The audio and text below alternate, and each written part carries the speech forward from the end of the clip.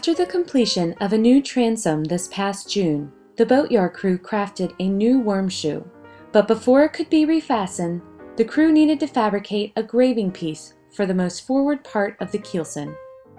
After squaring the piece, a pattern was drawn on the wood, and the shipwright's new graving piece began to take shape.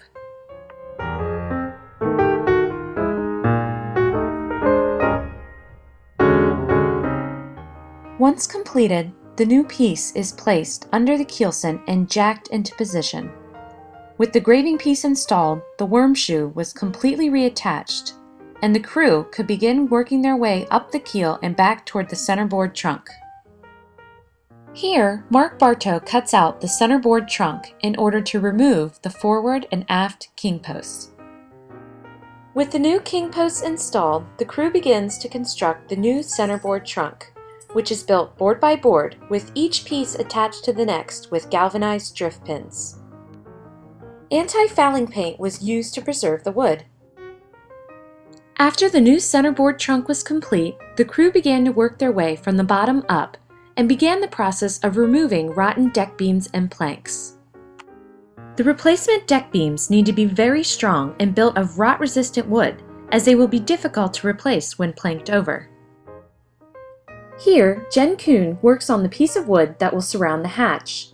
Carlings are the fore and aft beams that support the sides of cabin hatches and cockpits.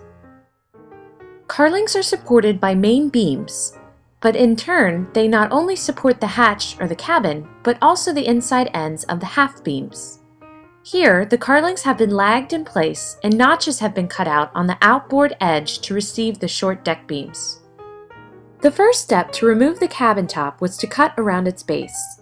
The cabin top was then slowly jacked up as wedges were inserted underneath to support its weight. The cabin was then slid aft and lifted with the help of a forklift. With the cabin top removed, the boat crew's next step is to replace the aft strongback. A ship's strongback helps to support the structure of the boat under the forecabin while stabilizing the boat from port to starboard. It is notched to attach stringers for the bottom planks.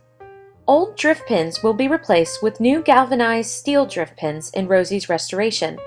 These wooden sweep nails are used below the waterline, like on the centerboard. The strongback is above the waterline, just under the forecabin. The plumb line marks where the new strongback will be placed. The knees and strongback in the bow will be worked on later in the restoration process. Next up are the deck beams in the aft, after that strongback is replaced. The strongback and the side planking will be crafted from Eastern Shore yellow pine, the same type of wood used by Bronza Parks in his original construction.